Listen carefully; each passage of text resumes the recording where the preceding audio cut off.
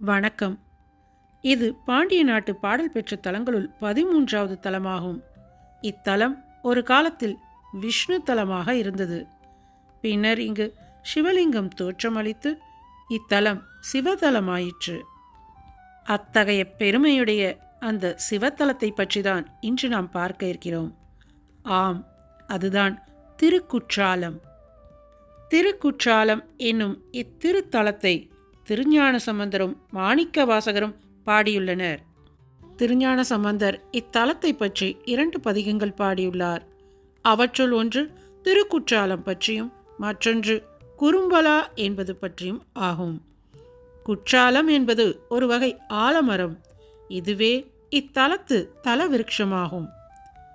குறும்பலா என்பது கோவில் பெயர். இதுவும் குறும்பலா என்ற தல விருட்சம் காரணமாக ஏற்பட்ட பெயர். ஊர் சிறப்பையும் கோவில் சிறப்பையும் தனித்தனியாக பாடி காட்டவே திருஞான சம்பந்தர் இந்த 2 பதிகங்களை பாடினார் போலும். இத்தலம் நடராஜ பெருமானுக்குரிய 5 சபைகளில் ஒன்றான சித்திர சபை இருக்கும் இடமாகும். திருக்குற்றாலம் என்னும் இத்திருத்தலம் ஒரு காலத்தில் விஷ்ணு தலமாக இருந்தது. ஒரு சமயம் விஷ்ணுவை தரிசிக்க அகஸ்தியர் இங்கு வந்தார். அகஸ்தியர் திருநீறு பூசிய திருமேனியராய் இருக்க கண்ட திருமால் கோவில் பட்டாச்சாரிகள் முனிவரை உள்ளே செல்லாதவாறு தடுத்தனர். பிறகு அகஸ்தியர் வைணவ பாகவத வேடம் பூண்டு வர அவர்கள் அவரை வரவேற்று கோவிலுக்குள் அழைத்துச் சென்றனர். அகஸ்தியருக்கு உள்ளே இருப்பவர் திருமால் என்பது நன்றாக தெரியும்.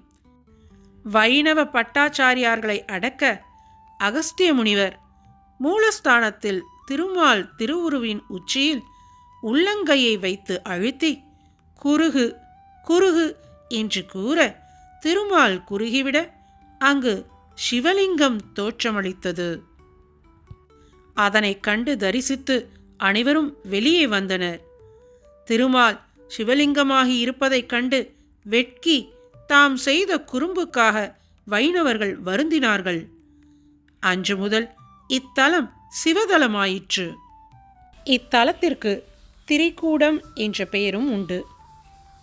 குற்றாலமலை 3 சிகரங்களை சிறப்பாக பெற்றமையே இதற்கு காரணமாகும்.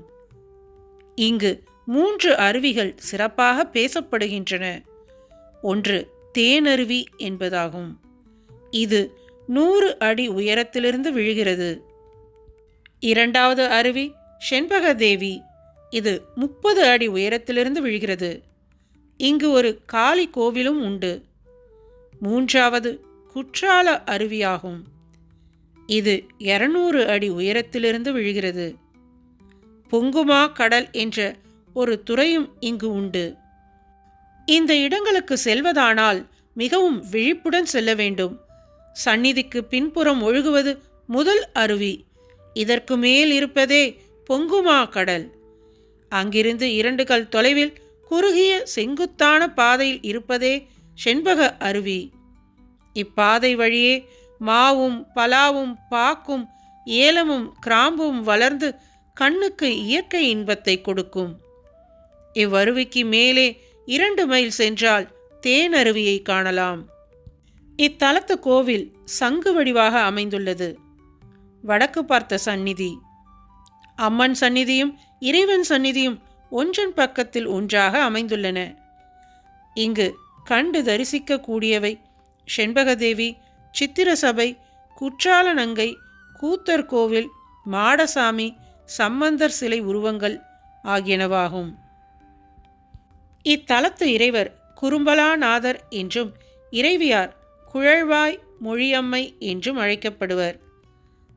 இத்தலத்து தீர்த்தம் சித்திர நதியாகும். இத்தலத்தை தென்காசி ரயில் நிலையத்திலிருந்து 3.5 மைல் மேற்கே சென்று அடையலாம். மேலும் இது போன்ற ஆன்மீக தகவல்களை தெரிந்து கொள்ள இந்த சேனலை சப்ஸ்கிரைப் செய்து கொள்ளுங்கள். ஓம் நம சிவாய.